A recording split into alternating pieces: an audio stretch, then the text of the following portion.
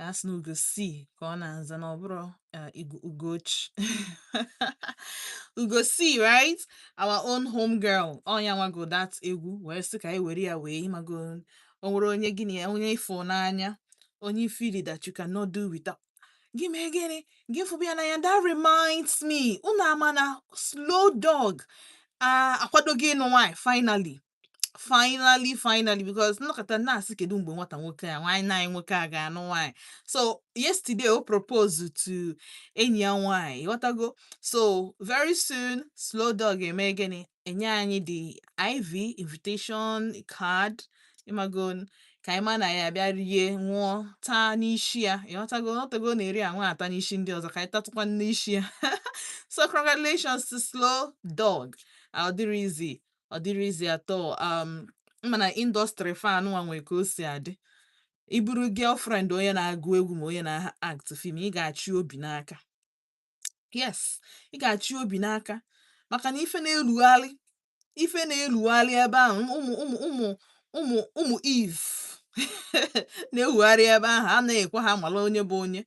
Ịghọtago onye mere lot of them ha chọzi ịnụ nwaanyị most of them anyway ha eje chọba onye afọ bụ na ọmafa from ịmago na fa mekọrọ ife back maọbụ onye na fa mago for a long time maka na ị ga-ama onye ji maka onye ga-eji maka gị onye ga-eji maka na ọ ma na gị na ya nụọ na level ya upgrade ye.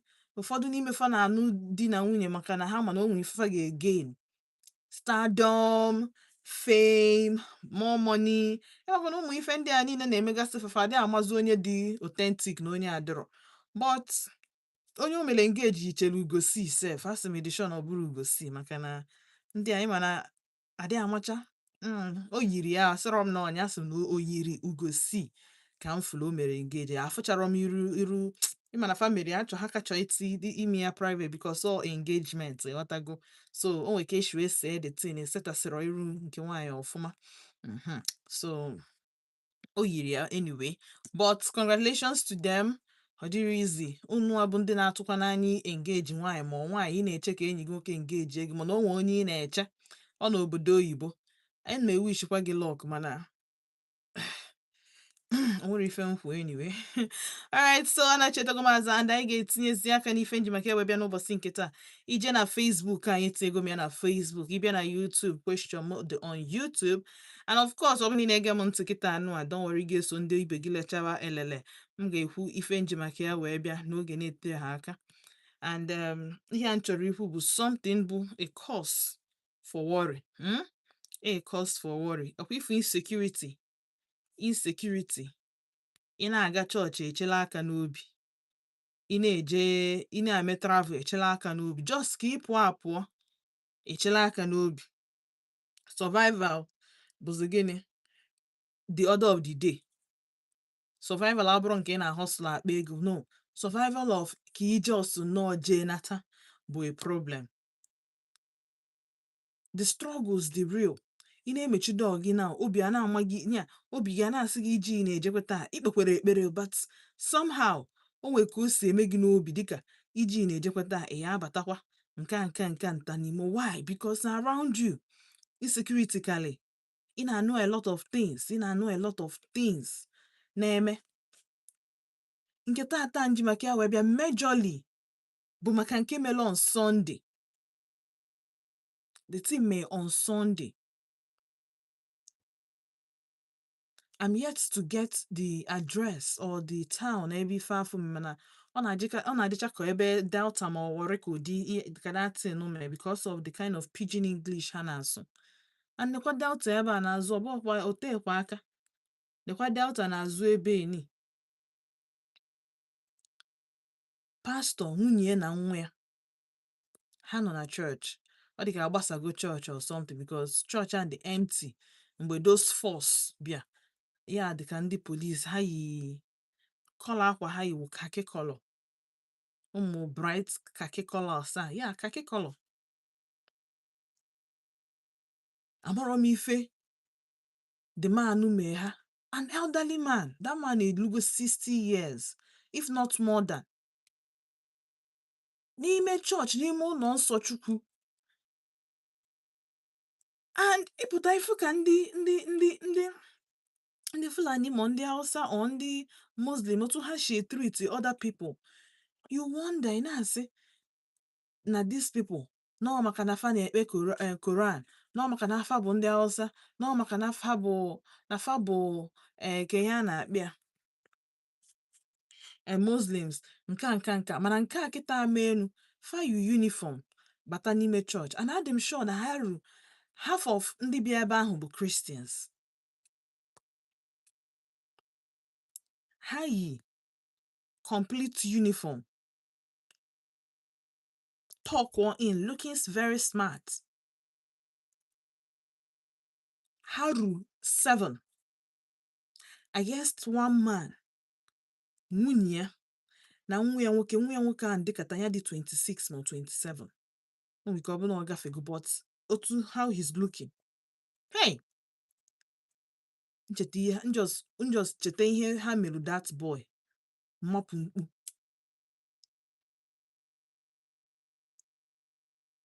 You can imagine na ndị abata tibe this man, amarọ m ife the man mefa, because ọ bụ na ife ha na-akwapụ ya na church, asị na o nwere onye naanị ya na-azọ church.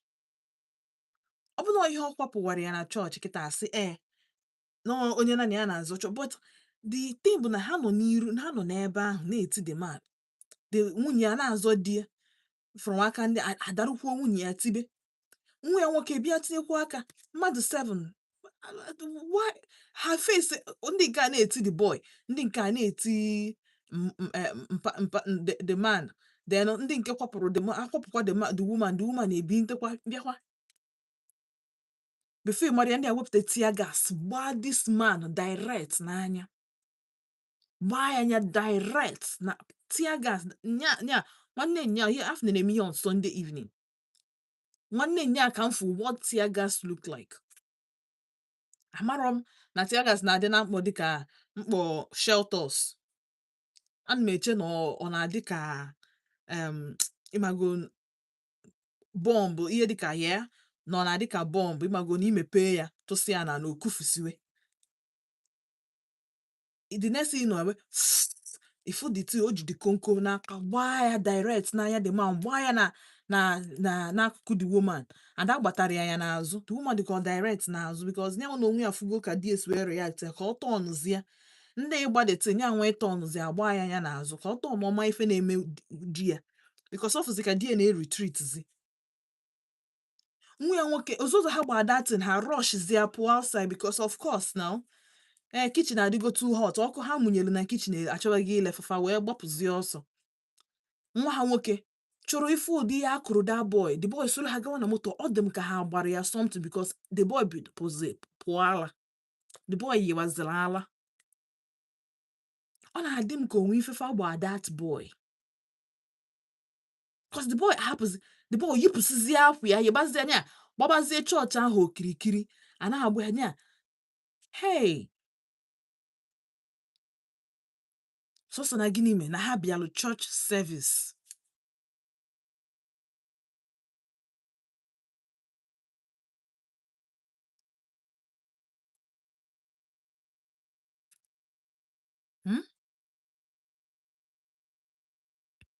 Otu a ka ara si wee pụọ that boy, up to na nna achọ follow up the incident. Kedu ka mmadụ ga-esi wee bịa a civilian na-ejighị egbe, ojighị mma, then gị nwa bịakwara ime attack, ịgbaa ya tear gas, n'elu na ịgba ha tear gas, wete the boy pụọ ala just magically.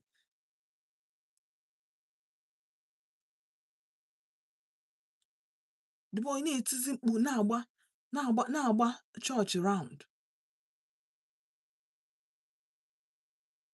The next thing gbata m n'uche, ma ihe gbata m n'uche ozugbo ọzọ mfu this boy na-agba anya ife a na-agba ndị Asia na-agba ndị oshi.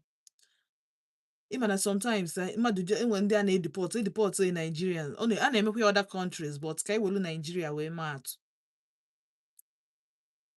edeport gị from country to Nigeria, the next thing asị na isi kopụlụ onye ahụ, that na ozugbo ọzọ bata ka ọ yewarala n'isi, because ndị a ga-agba gị ya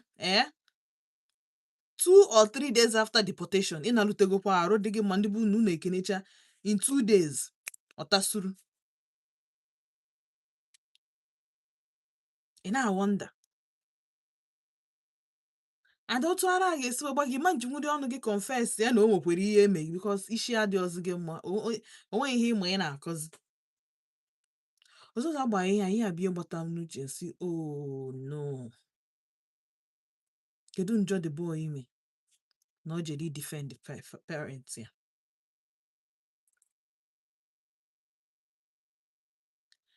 ka a na-ekwukwe ka ọzọ na-eme today afụkwa m video a young man si Jos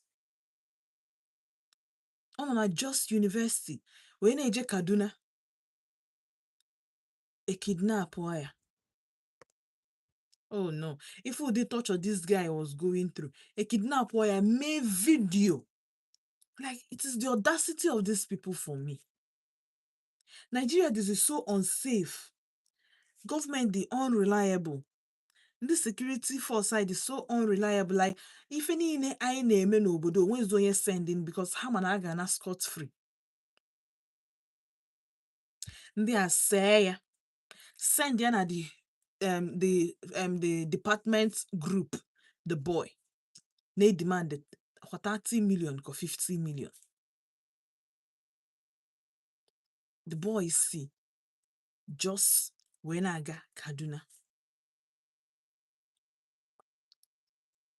After the boy John our room. Because right now, I'm not on the boy, you did torture. You did happy about that boy. Hey.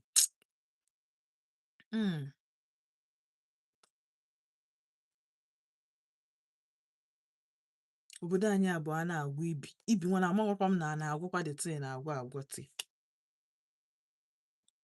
Maka na iche na ihe na-eme na social media na if you know when some people are not on the social media, a lot of people are just so you know, a lot of people are not on social media. Ndị a nọ on social media doka aja dị n'ala.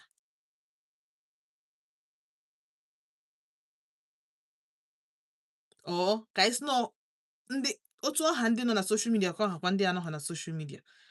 Maka ndị a ya agwa m that na ha mọrọ that na the right people nwee ike ifu face ife achụbafa.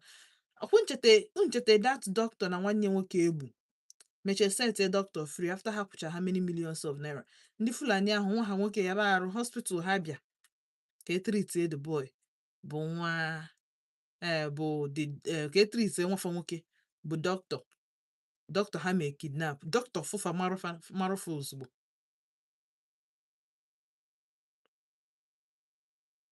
Aghọtara m amara m ọ na government is so unreliable. Amara m nke ọ bụ abụ.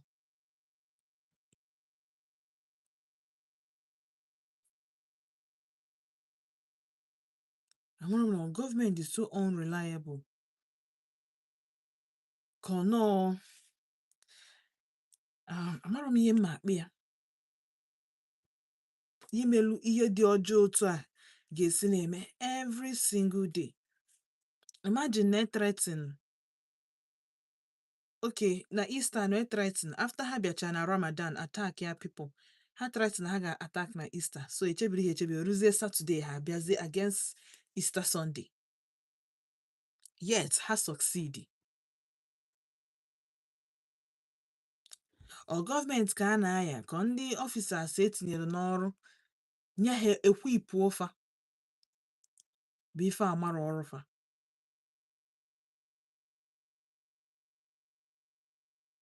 Imagine my parents, imagine n'otu anọ na Volt FM akpọọ m kịta sị m na mpa m na mma m jekwa chọọchị agba afa tear gas. Nwanne m nwoke pụọ ala. Just imagine. And nwanne ada ha nwaanyị si na ọ nọkọtakwa sị ka ọ bịakwa chọọchị na ọ natakwa sị ka ọ bịa fụ mpa ya na mma ya na chọọchị. Ka ọma ife mefe ejibe nata n'ụlọ. Lo and behold na ihe o meet. Nyanwa anọdụ mgbe the first video, mgbe e mee the first video. Nyanwa na onwe bụ ife mezi the second na-akọwazi.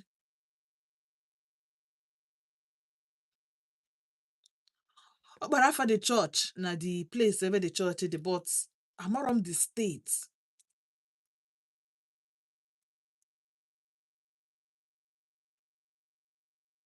It can be anybody.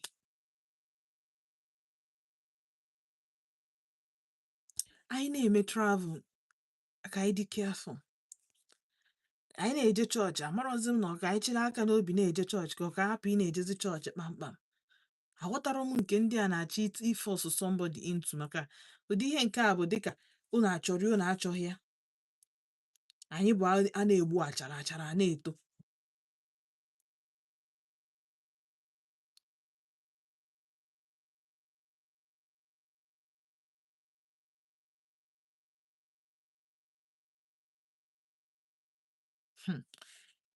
Oh, Chimo, 0706 048 5853 my bona 0915 570 8347. Bona 0706 048 5853 my bona 0915 570 8347. Ajụjụ nweta taa bụ ụmụ insecurity a na-agacha mmadụ nọlụ na bie ma nọlụ na chọọchị ma ije afịa echere aka n'obi ọ gọọmenti ka ndị security or ndị enforcement authority because onwe ndị bụ na normally enwe ndị na-akpa mkpamkpa n'ogbe n'obodo enwe ndị ekwesị itinye in place or enwe ndị etinyere in place ka fa make sure na ndị adị afụ the light of the day the next day is either na ha jelu nga ọ na-etriti fa ka eshiwe triti ndị ọzọ like ha na-deal with.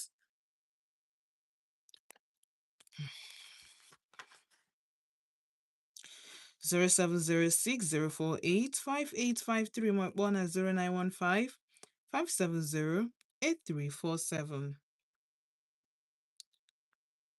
Hello. Keke ime.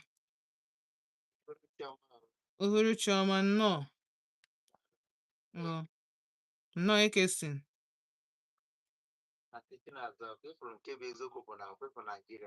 Ịma na sometimes ekwu na-asị na Naijiria emebigo n'iche na-ekwu o nwere nke enwere ebe sekuriti ndị sekuriti na-anụ ọgụ na Bauchi efole ya sekuriti ndị amị na ndị amị anụba ọgụ just ndị amị na ndị amị na-anụ ọgụ na-enwe kwanta na-alụ ọgụ na-atụ ya atụ aka na tribu na-eme gịnị ijekwe na Kedu ife nke me na Kedu ndị fama ejide fama about 20 something people buo ya live na-eme video live ndị nke m ga-akpọ ndị bandit na-eme video live these people jiri mma igbu mmadụ edoza na ka anyị na-ekwu nke ị na-ekwupụ n'obere ihe nke ị na-ekwupụ obere because ndị sekuriti obodo a kwefụrụ ha si emebi obodo a kwefụrụ ndị sekuriti anyị nwere obodo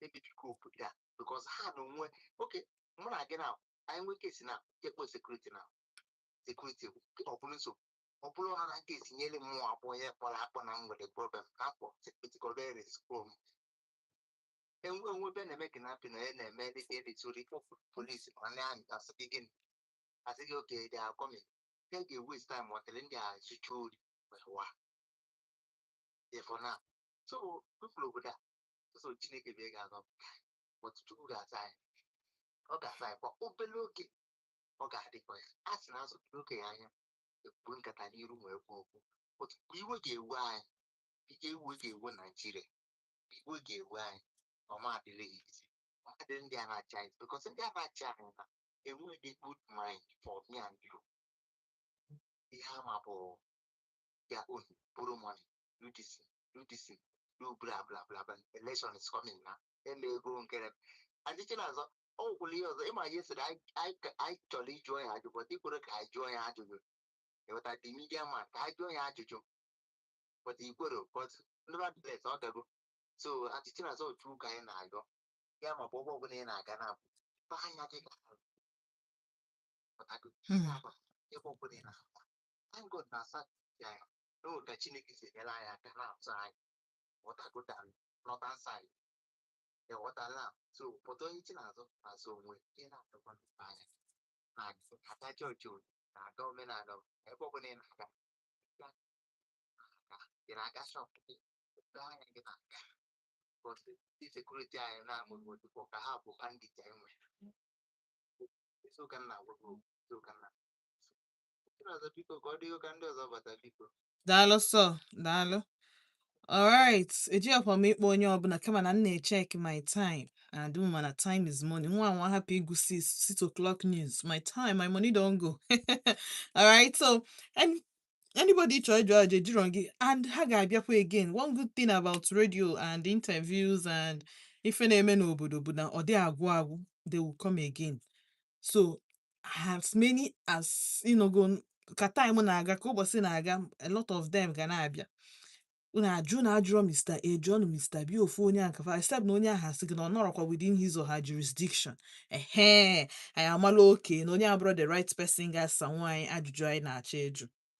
Onwe onye ya pụta ọsị gị kịta na ọ bụghị ọrụ ya.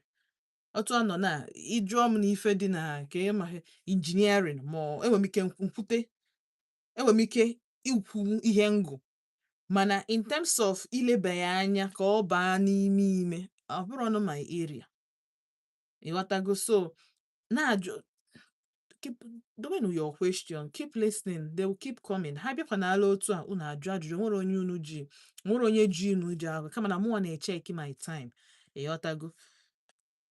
Hello, good evening, ka ime anyị dị oyi nnọọ.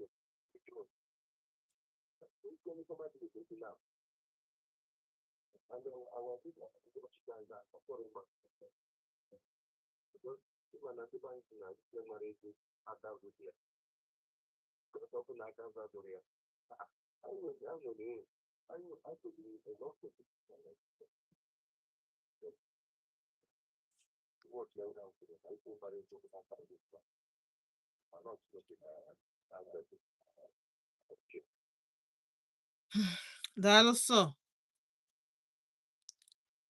Ikpe mara eziokwu aka azụ dị ya.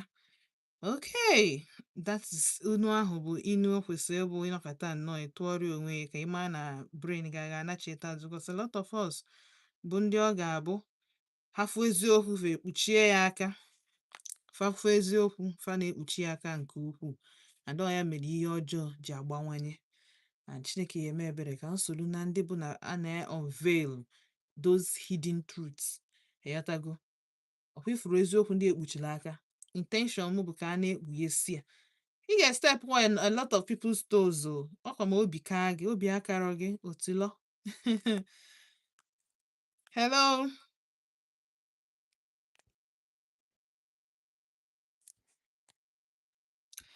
biko iwu nke izizi anyị n'ebe a bụ ịkpọ m na fon make sure na ịgbatịnata ya ọ dị oke mkpa make sure na ịgbatịnata redio gị ka anyị nwee ike n'ife ị na-ekwu. Hello, uhuruchi ọma ka ime nnọọ daalụ ka afa gị na ebe isi akpọ m. Ruben nnọọ.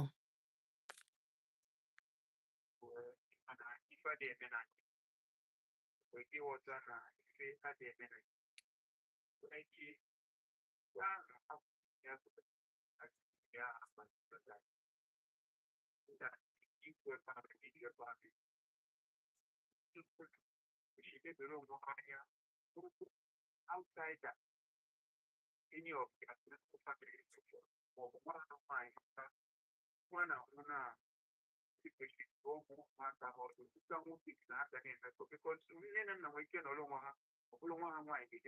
outside or what was that?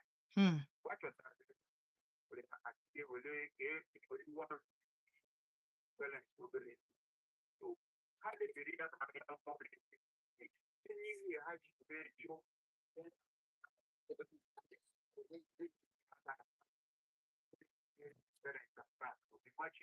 amatakwebe ha na-eje chọọchị ojikwe so mana ihe m na-achọ ikwu bụ nwaanyị ahụ bedụbịa nwada ya letara onwe ya ya na ya na-emekọ ọ hapụ ịbụ obodo ekpere sataba dị ahụ and ọzọ maka onye na-ekwu na enwere ihe dịka sekuriti onye ahụ nwanne ọ bụrụ na sekuriti adịrọ onye na-ekwu okwu amara sekuriti are trying their best among women and how security.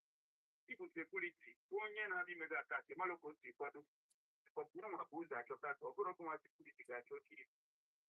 So security are trying their best. Mana the main problem debe ahụ bụ na enwero like supporter na-aga adigo security or their informant na-asị ha lekwa.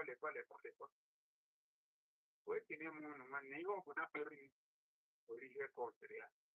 Anyele ndị ahụ agbasi aka abịa prapel lekti all the family gụọ God duka ụmụ nwoke gị na ha na-emekọ n'iro gụọ God duka friends ọhaji bụ ụmụaka n'okwu n'iro and parents ataba dị ahụ mana God bụ Chineke agha ekwu kenekwa m gị daalụ so daalụ and ihe okwu na mere m ncheta ife m discover ngwa na ihe m discover online taa I'm very happy even I'm one of those people bụ na believe na ụmụaka deserve quality discipline mafa dị very disrespectful I didn't take disrespect in any form or any shape however ị chọọ isi wee tinye ya so mana mma agwa unu maka ya mgbe nna chetara azụ then also onwe ihe ọzọ m fụkwara online tọọ ma ọchị dịkwa related to ife anyị na-ekwu anyị niile ga-achịkọ ya bụ ọchị together don't worry ebe ahụ ebe ọ ya awụ anyị kpakwa anyị achị anyị aṅụrị anyị akpa egwu anyị a na-agakwa ọ dịka anyị na-eme maka na ụwa I'm telling you bụ ofu mbịa ụwa a bụ gịnị esonye ya n'ike ọ nwayọ do the best you can mana ije ka ije mee gbanarịa chi gị n'ọsọ ị ga-enwe ada agara ebe ọbụla nna anachieta azụ just ka anyị zụchara obere afịa na anachieta azụ ndewo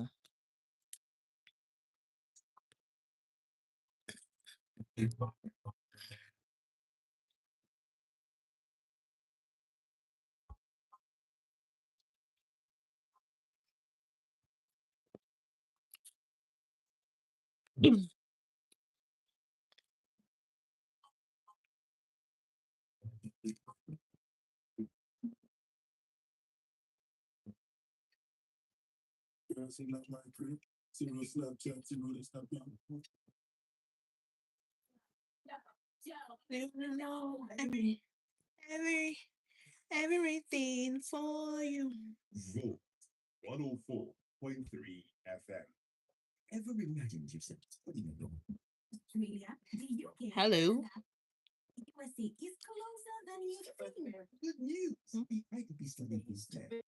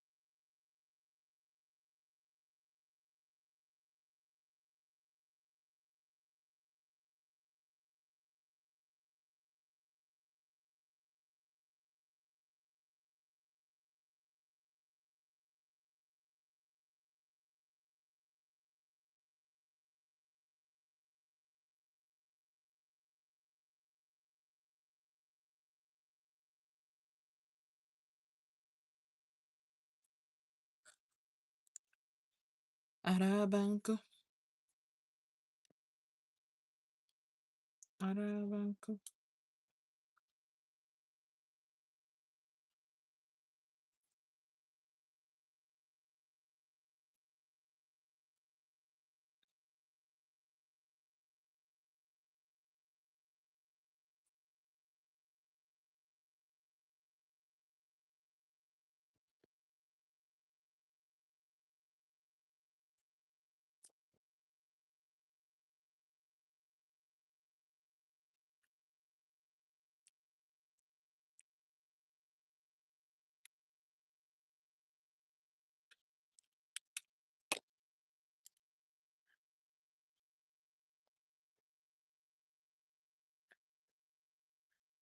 Arabanko. Arabanko.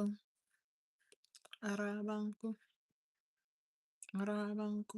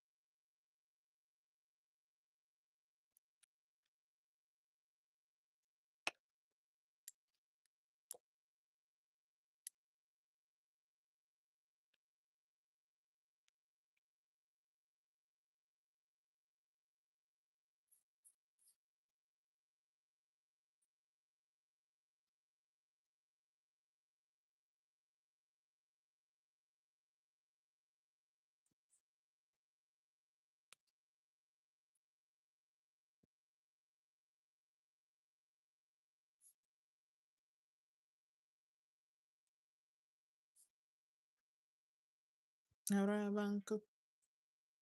Arabanko. Arabanko. Arabanko. Bye.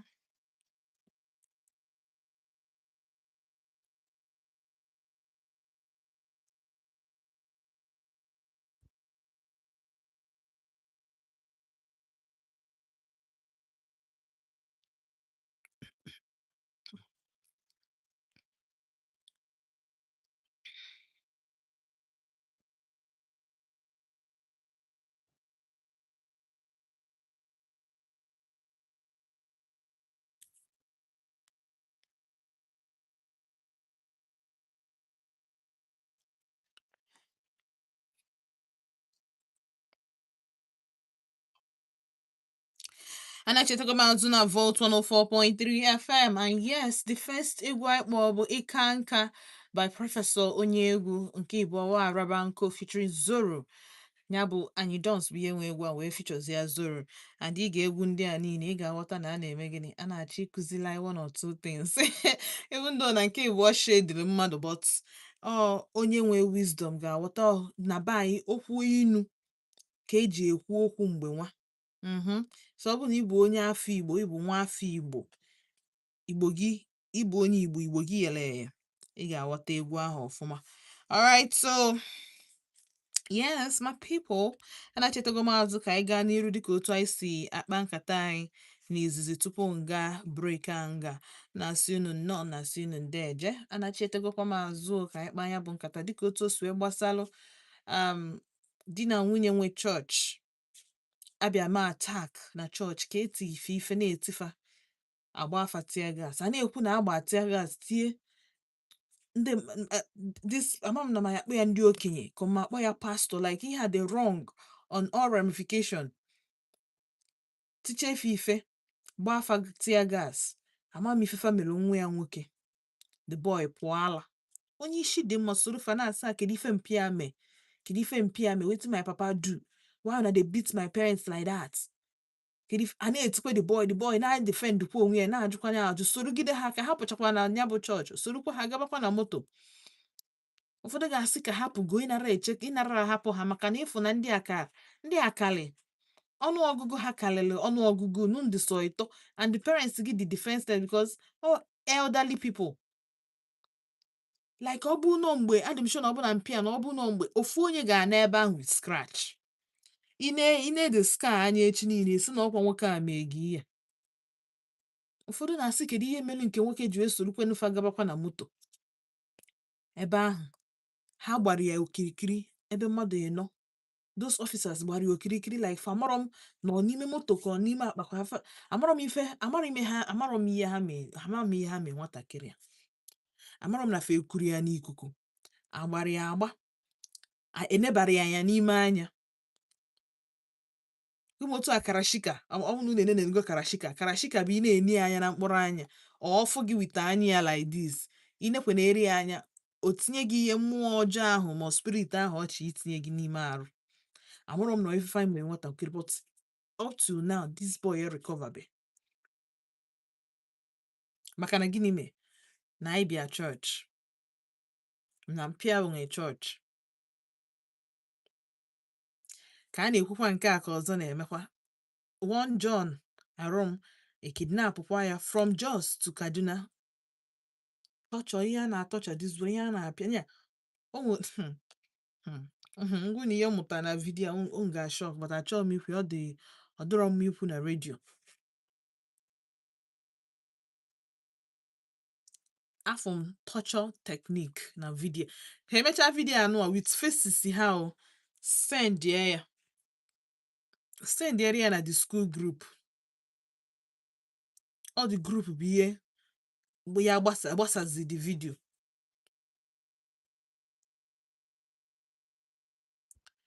Meanwhile o nwere si na mma agwụ na nnacheta azụ so o nwere vidiyo mfụ ofu sekuriti anyị na-ekwu okwu ya.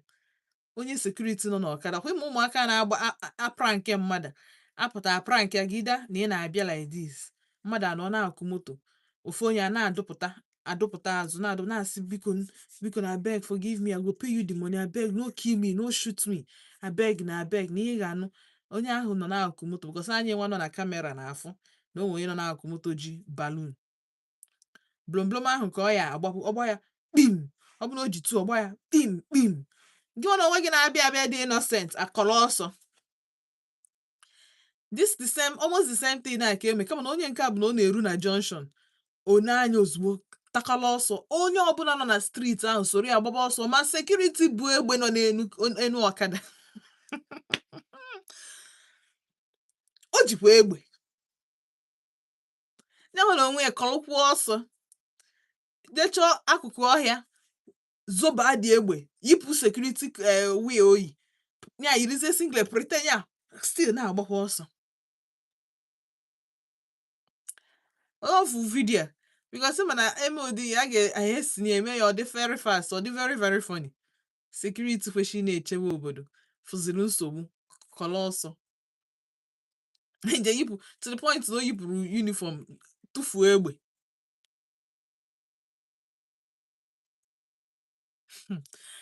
But at the end of the day obodo anyị nọ na ya anyị adịghị eme training ndị security anyị wee tinye fa na position wee kpọọ ha na onye nke a bụ onye gịnị onye security onye vigilante. These people kwesịrị ịga training at least as an officer as a security person. Ụdị ihe a mee ekwesịrị inwe the first thing ọ bụrụ ịgba ọsọ tụfugodo egbe ihe agbagodo ọsọ ikwesịrị ịchọ somewhere zogodo ka ị maragodo ihe na-eme mara ka ị ga-esi eme attack ọ bụrụ phone ịkpọba ndị otu gị or something. Mana o tufuo uniform tufuo egbe kọrọ ọsọ ọ prank mana ihe a realities otu ndị mmadụ si react to things. Onwe ka egbe shiri daba na ESBS kịta ndị security na-ebe onwe ndị police na-anya adị m sure na ha ya akọrọ ọsọ mana ha vu egbe.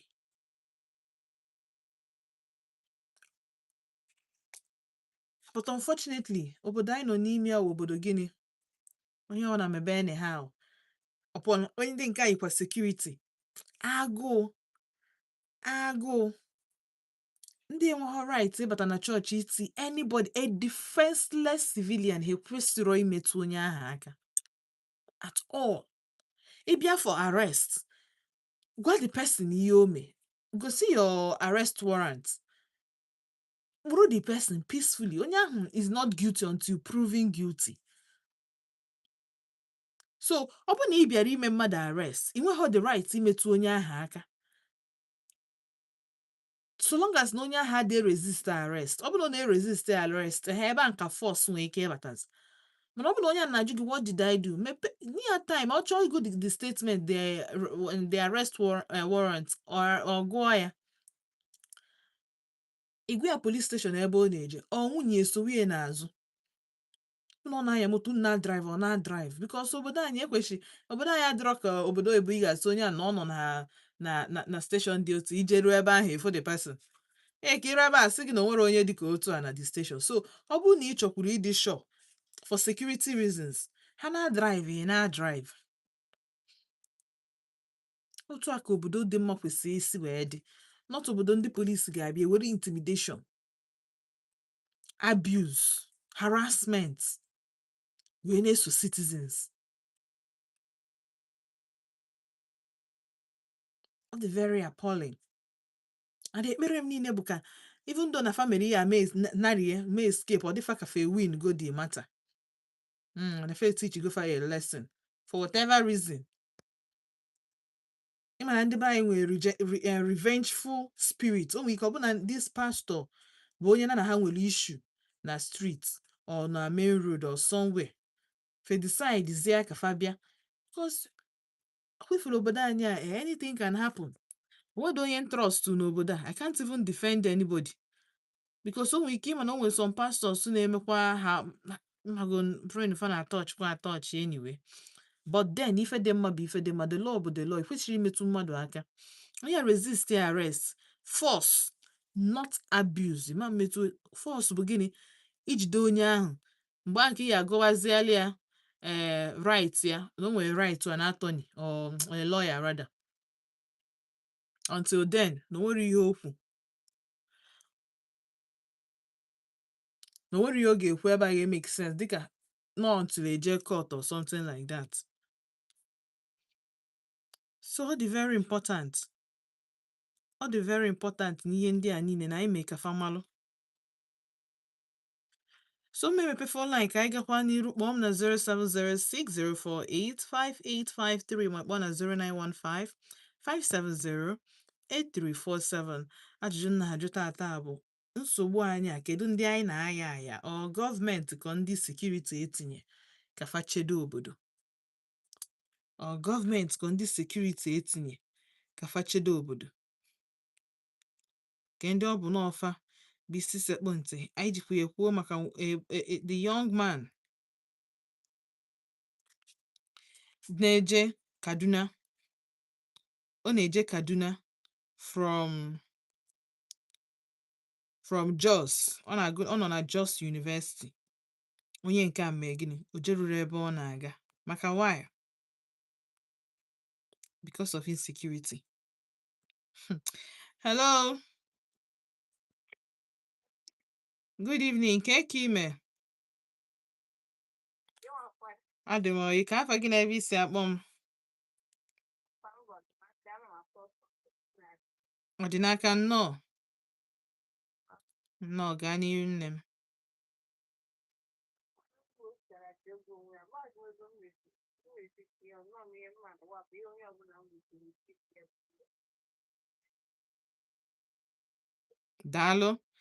Daalụ straight to the point. Ọ sị n'ife ọbụla onye ọbụla metalụ o were isi ya bulu straight up. Adị asị ndo, adị echi. Anyị adị eme gịnị? Echi niile bụ mbọsị. Echi niile abụrụkwa echi nke Tuesday, Wednesday. Echi niile bụ mbọsị ife ọjọọ a niile ị na-eme, mmekiri ya niile ị na-eme ga-anachete back to you. And unfortunately, sometimes our children bụ ife ọ na-adakwasị n'isi. Hello.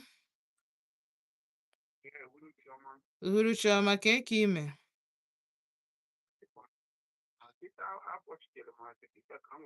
So nwoke ahụ emere ya ahụ ọ bụ onye man of God or a pastor. Yes. Okay.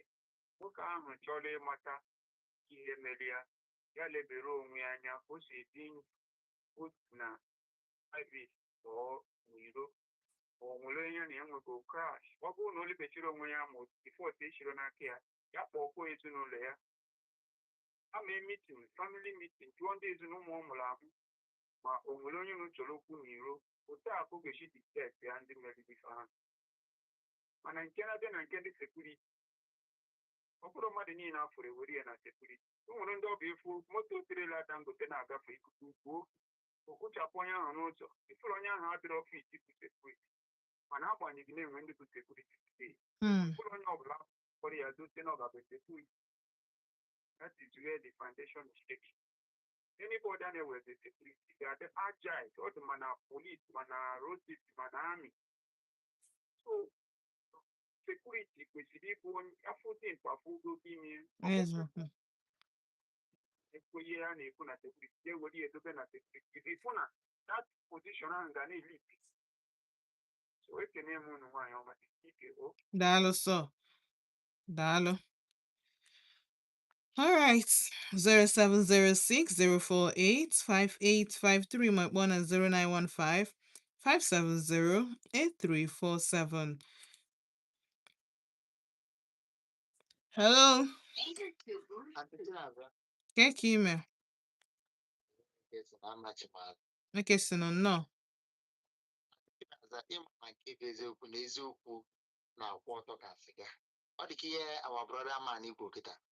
The man ga-enyocha onwe ya. Ọ bụ na ọma na o nwere ihe o mere na aka ya dị ọcha. Ya mee meeting ahụ with family. Juga says kedu ihe dị otu a. But then ọ ga-ama eziokwu na ọ dị. Hapụ eziokwu tosi na akpọ hapụ eziokwu ya na-eme ma ọ bụ na anya na onwe ma na o nwere ya o mere.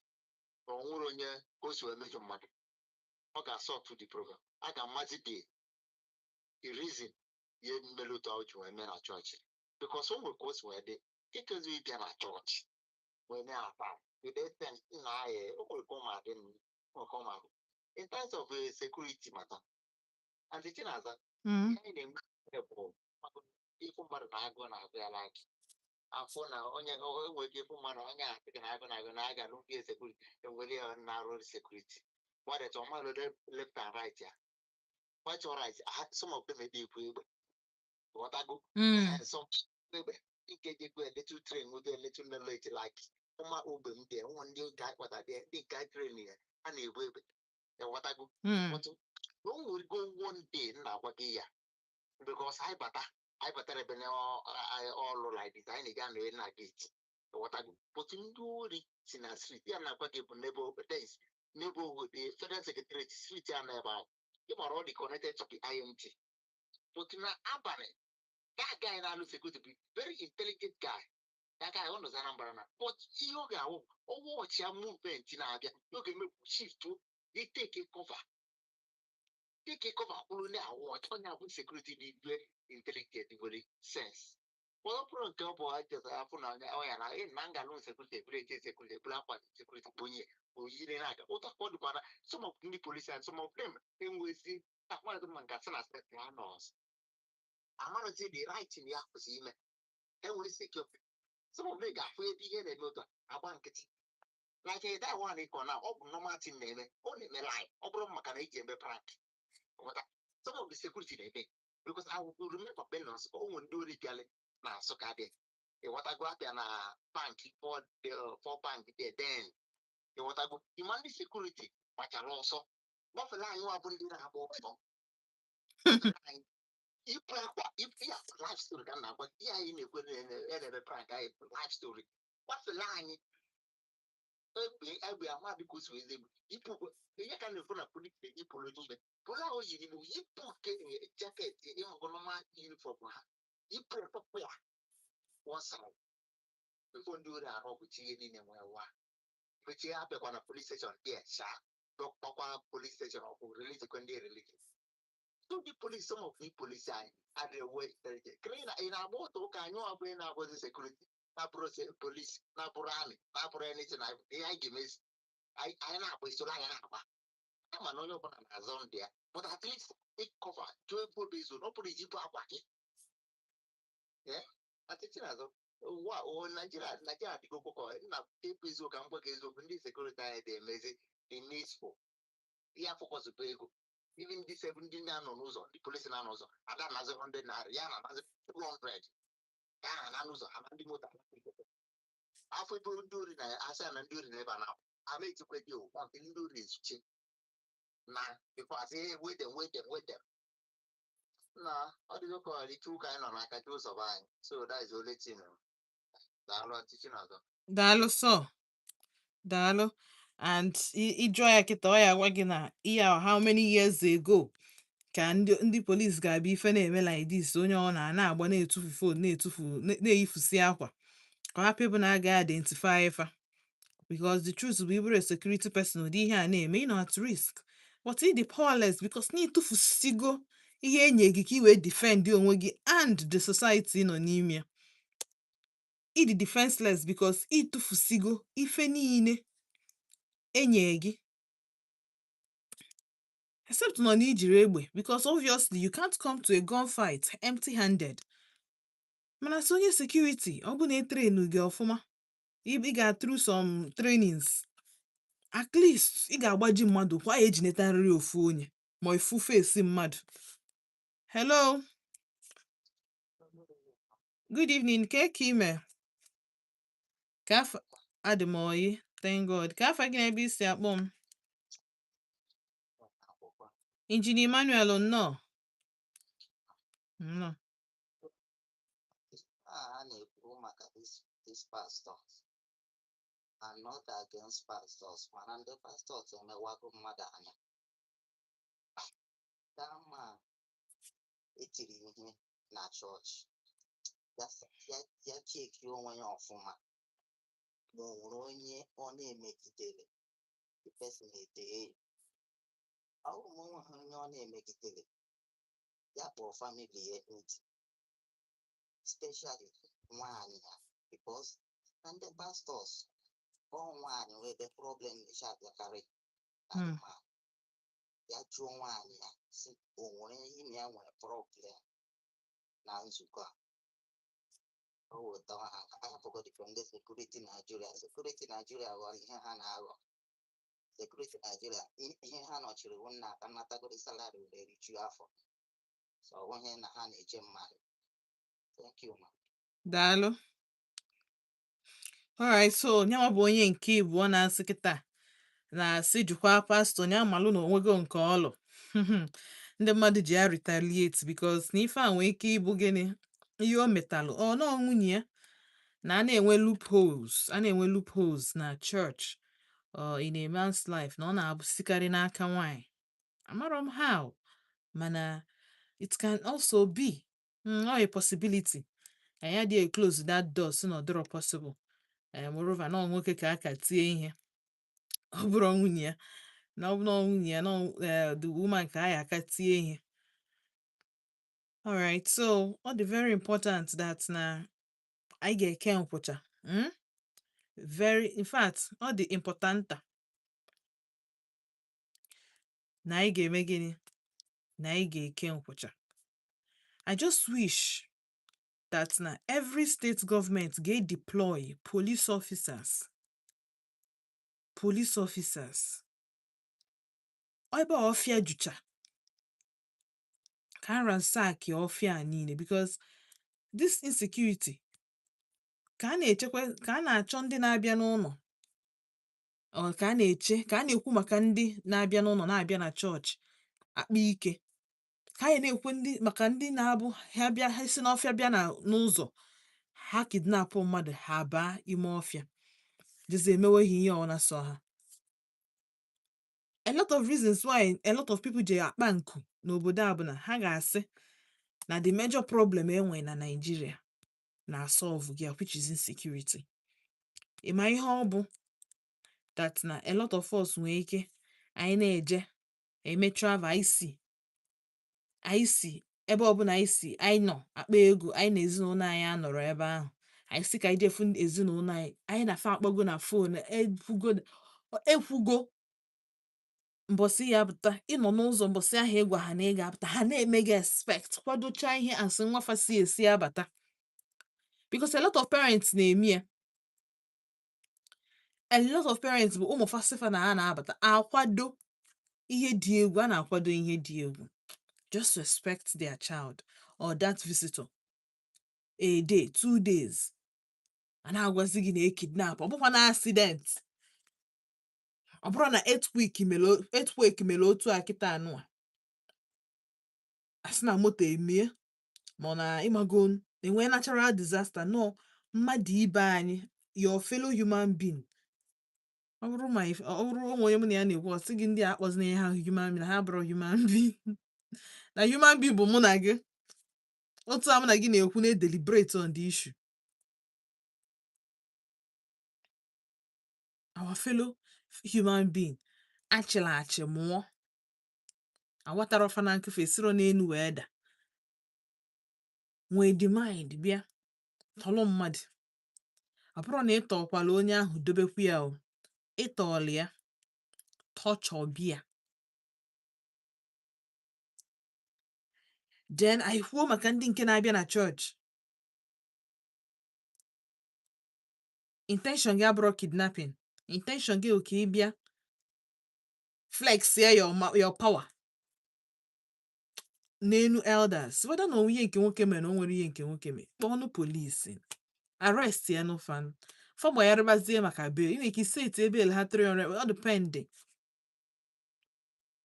ọ ejina ya ha bail nke nwoke nọrọ na nga 2 days ma 3 days, ịmago ka o si tụrụ ọdụ maka na ife o mere, the gravity of ife o mee, nke wee gba mmadụ tear gas, maka na ihe a na-ekpu mmadụ ishi, and they are old people. Enwere ike from there na cataract abata,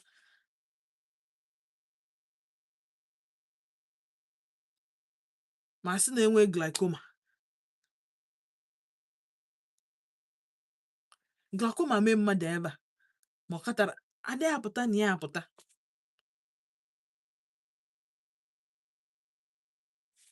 So that tear gas ha gba dị ka ọ dị intentional, because amam ihe ọzọ m chọrọ ikwuke, ha tichego ha ihe gwafa the tear gas pụbazie, amam na ha gbanyelu the boy the tear gas n'ọnụ, ara ji wee pụọ ya.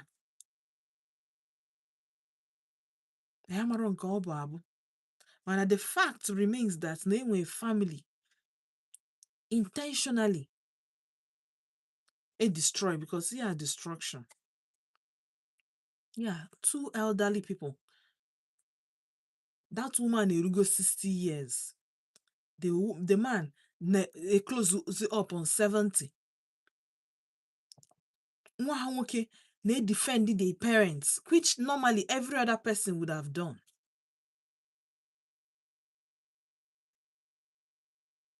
So sometimes ọ na-abịa ife mee like this, nweta ebe abụrụ maka mụ onwe m na onwe m analyze gị ya n'ụlọ, jụọ onwe m ajụjụ, gbakọọ wepụ, ọ ka anyị nwa na-anụkwa ife na-eme, ka anyị nụkwa nke na-eme, biko anwa mbọsị nnọkwa na a na-ekidnap kwa mmadụ n'Enugwu a, ifu n'Enugwu a na a na-ekidnap. Yes, ịba keke, ihe ha ma na onye ịbanyere keke bụ onye akwụrụ ụgwọ ka o kidnap gị. Ihe ha ama, ọ dịpendị ka be gị dị, ọ bụ na keke na-agba n'iru be gị, onye ahụ anọrugo na-eche iche na ọ na-eche ndị shi na street apụtakọ gị ka ọ na-eche, ozugbo ọ pụta like this ọ approach ga ndị n'idi keke ịbanyezi otu a ka ị ga-eshi wee fu akọwa ya, ọ bụrụ akụkọ. So sometimes weta ihe ebe a bụ ka anyị na-amụta, anyị tinye ọnụ ka ndị nke bụ na fa na-egekwa na-ege, anyị na-edeliberate on it, because mgbe anyị na-ekwu ya mabụrụ dị m uche m agbata dị na o nwere ike ọ bụrụ na ihe nke nwunye ya metara self, which is a possibility. Nke bụ eziokwu bụ na tụrụtụrụ o nwere ike ọ bụ na ife nke gịnị, ihe nke nwaanyị metara. Ike gwụ, ọ bụ na ị nwere ike ịkpọ m na 07060485853 ma ịkpọ na 09155708347. Hello. O tekwa ka ime. Joseph, you cannot translate. Hey, yeah, no wonder. And ebi na-emekwa gị ọfụma. Thank God. Daalụ sọ. Daalụ. Daalụ. Alright, well done. And of course, I like na anụkwu onu unu maka anọkọta m tata chebe maka Mama G na Honorable na Kings and kezi afọ nwere this my caller na-akpọ m from nchata ncha since this year anụbeghị m onu ya. Kezi afọ ya ọ na-anya cab ọ na-anya cab. Okay. Hello. Hello. Ka ime? Nnọọ. Adị m oyi. Adị m nnọọ mma. Izu from Enugu nnọọ. Gaa n'ihu.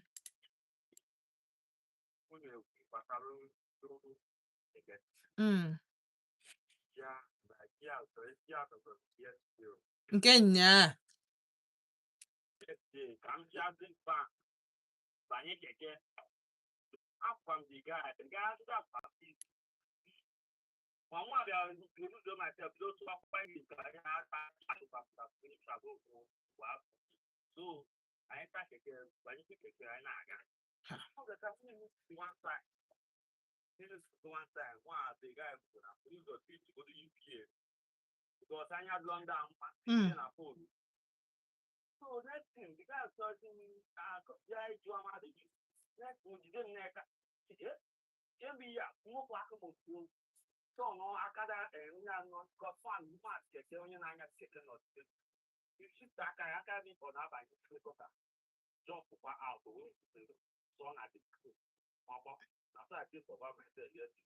Ebee ka ihe a nọ wee mee?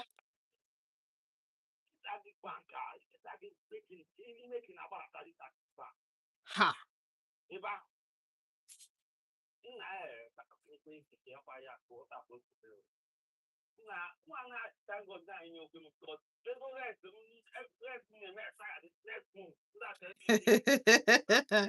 Nna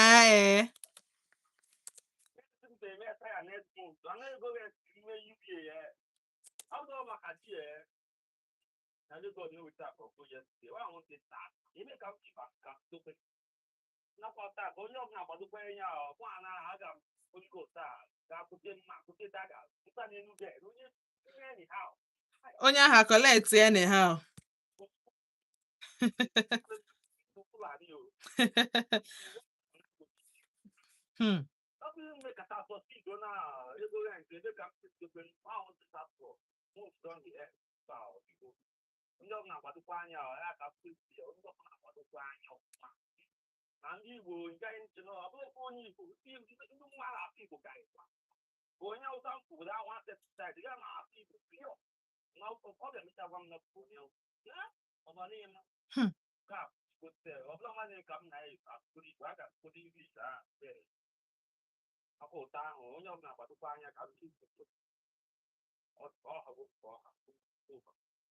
Daalụ sọ. Ha ncha ahụ. And I think that this thing o mere the best thing. You notice na onwe ka o si adị. So you get take is either 500 naira or even 400 naira around how far your bank dị from your house. Delete your app first. Delete your app. Adekwugo m this thing say unu jewe na bank ka o nwee form. Don't worry, Chineke mebere ka ncheta after that form. Ka ncheta ya nnọọ ka nwee ike gwa unu form m ga-anata ha. Form ọ ga-abụ God forbid ihe mee gị nwoke so chọba gị achọ echi. Ndị bụ na enidiri ije nwa gị enidiri ije gbanyere na ndị bank ichigharịba eze stress bịa. Just ihe oge present bụ the copy of that form. Once you bido the process of filling that form, m ga-amazi what it takes in case onwe ka ihe so eme echi. M ga-amazi what to do. But filling that form all the very important. So ka akpachala anya ka uche anyị dị ya. Ka uche anyị dị ya, i defend onwe gị abụrụ ihe ọjọọ. I defend yourself abụrụ ife ọjọọ. So ka ike nkwụcha ka anya ruo anyị anị ka uche anyị na-agba na things. Ka uche anyị na-agba na things ka ọ hapụ ịdị ka ọ na anyị amara ife na-eme na environment anyị mana anyị na-anụ ya everyday. Bido n'oge prepare yourself for things unseen, for anything nwere ike imenwu at anything can happen at any time. Ịghọtago? Whether na ị nọ na church, whether na ị nọ na be gị, ị na-eme travel, ihe ọbụla ga-emenwu. Ọkwa o nwere accident nke mere na ugwu onye ama, ofu ugwu onye ama o mee ebe last 2 weeks. Young ladies dị vibrant, young beautiful ladies dị vibrant. Ama m na obere ka faje ka o wedding. Otu a ka esi kọba akụkọ n'isi fa.